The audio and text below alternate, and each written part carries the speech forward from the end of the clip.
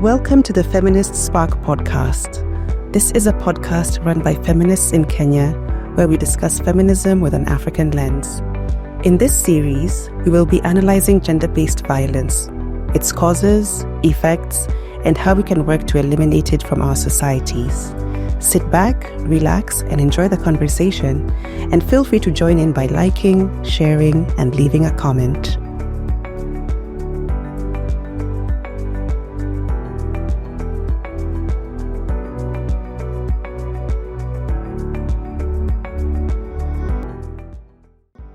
Hello everyone, welcome to the Feminist Spark podcast, a podcast run by feminists in Kenya where we discuss feminism with an African lens.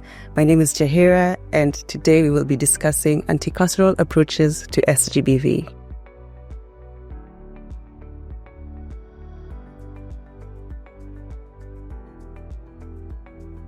Essentially, anti-carceral approaches to addressing sexual and gender-based violence are approaches that do not center the punitive system or the police and prisons. So these are systems that look to alternatives as opposed to focusing on running to report an incident to the police or seeking for perpetrators to be arrested, go through the trial process, and ultimately put into prison.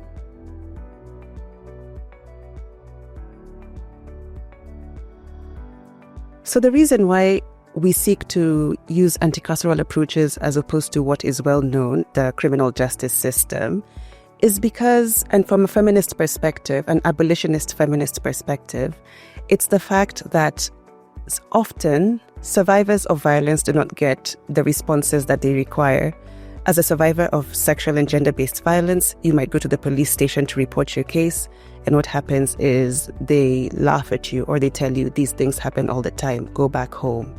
Or you might go through some violence, and even though the police take it seriously, there might be a lack of evidence and your case ends up being dismissed.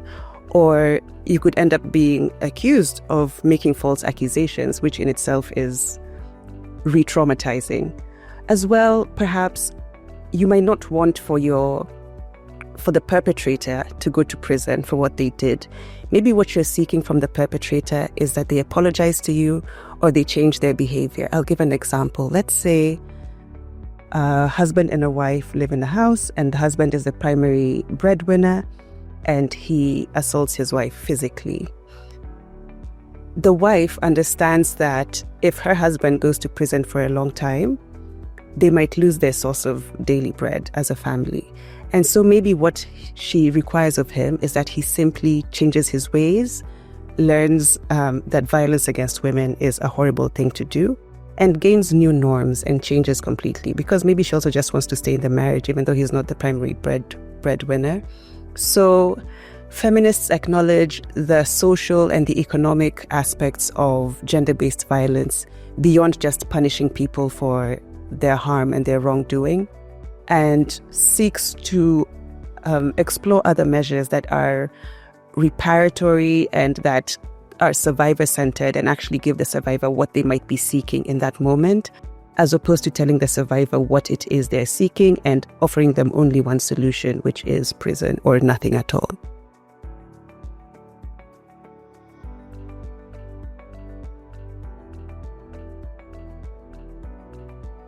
So transformative and restorative practices would include mediation, negotiation, therapy, rehabilitation for the offender.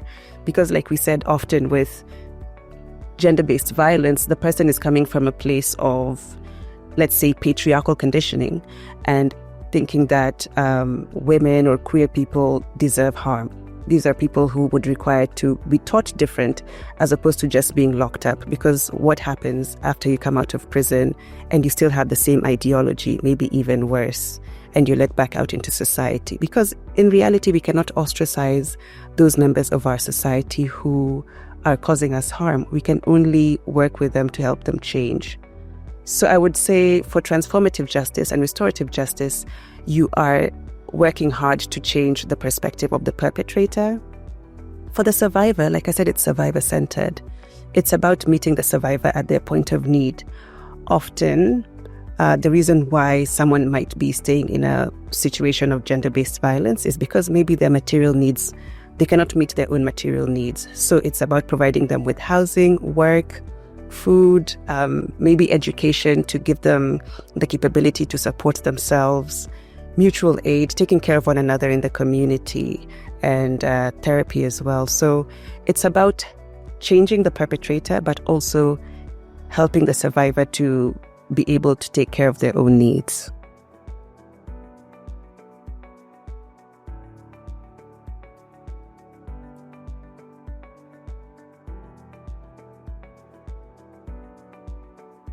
So policing and prisons are inherently violent. I think we can agree on that. We watch the shows, we see how police behave, not just in real life, but even on TV and the movies. And this is the case so much more so when it comes to minorities. Sex workers face violence from the police.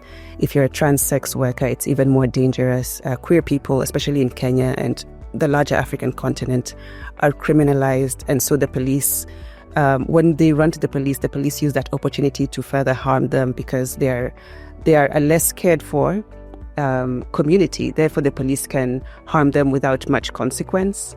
So because prisons and policing are inherently violent, it becomes counterintuitive or counterproductive to turn to them when we're seeking redress from violence. There's also statistics pointing to the fact that police persons are amongst the highest rate of gender-based violence perpetrators. These are people who have been trained to address matters using violence itself, right?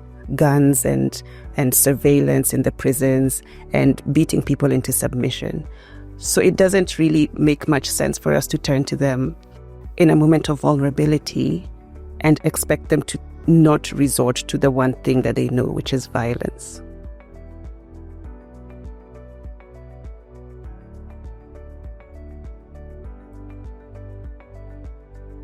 So often before people go to the police to report violence that has happened against them, they might turn to their family or to a religious institution if you're religious, or the community around you.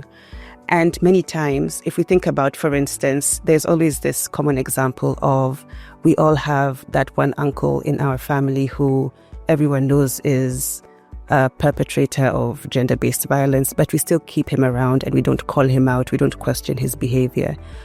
So it ends up being that the home or the church or the mosque is the first place in which violence is tolerated and allowed to fester, because instead of protecting survivors, we tend to protect perpetrators within our societies. Instead of calling out their bad behavior, we choose to sweep it under the rug and police women and gender minorities more strongly. Don't wear this around this person. Don't, so many things are brought in instead of actually addressing the harm itself. So what families, workplaces, churches can do is change this script, also become survivor-centered. Like I said, transformative justice is about survivor-centered approaches. If we care about the survivor, then we would never protect the perpetrator and provide them with the environment to continue harming vulnerable people in our communities. It's very important that we call these things out. When somebody is reported to you in your workplace, in the religious institution, in the home, to actually take these reports seriously. Often, because perpetrators are often men, I think women and other minorities are thinking about the place of this man in society and they don't want him to lose it.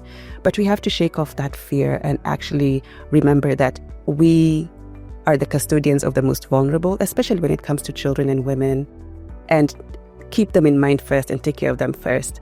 And when we lose that fear and actually start protecting the survivors instead of shielding the perpetrators, there will be a huge change in society.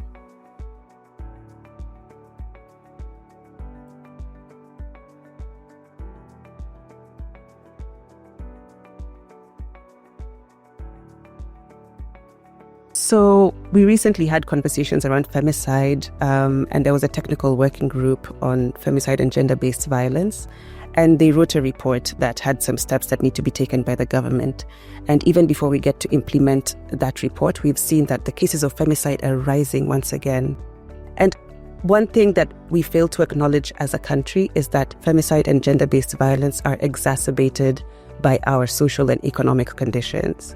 As taxes get higher, as people lose their jobs, as people have less money in their pockets, they tend to mete out violence on the most vulnerable members of the community. Like we said, these are women, children, queer people, sex workers, and so on. So it behooves the government to take it upon themselves to ensure that the social and economic conditions of the people are safe and sound and strong and solid, right? To provide a universal basic income, for instance, so that nobody feels like they're put upon to look for their next meal, and that's putting a lot of pressure on them, especially within a patriarchal society where men are being told that they should be the providers, they should be the breadwinners. In an economic situation where all men are struggling, or most men are struggling, it then reproduces the violence where if I can't bring food into the home, what do you want me to do? And I lash out at the more vulnerable members of my family. So the government has to take those steps to cushion the society in order for them to be able to feel a modicum of peace and, mental stability, even when the economic condition is so bad, so that they do not resort to harm, right? We also need third spaces. We need places where people can go and unwind, play football, breathe in and out, talk to your mates, because also there's that pressure of being stuck in the concrete jungle where it reproduces this anger and this violence. When it comes to medical care as well, if somebody is a victim of GBV, they should be able to access quality healthcare that's also affordable, and that can be used as an avenue for them to report whatever has happened to them and maybe be redirected to a safe house. Safe houses are things that governments also provide. So it's up to the government to fill in those gaps that exist in the society, especially in a capitalist society where social services are so lacking.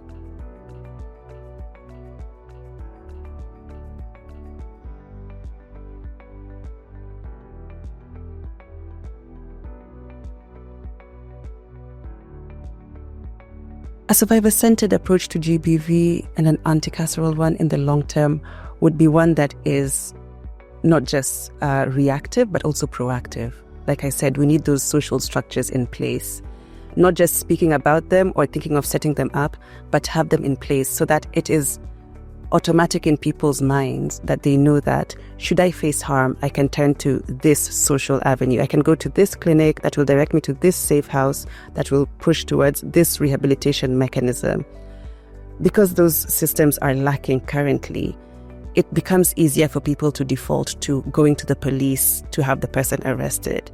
The reason why we think of the police when harm happens is because we do not have those alternatives at the forefront of our minds.